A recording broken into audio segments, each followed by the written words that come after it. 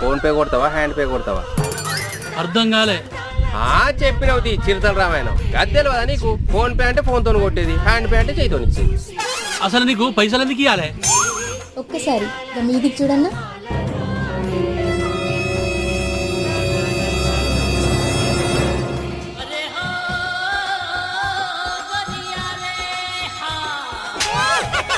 ఇప్పుడు ఇది చూడు.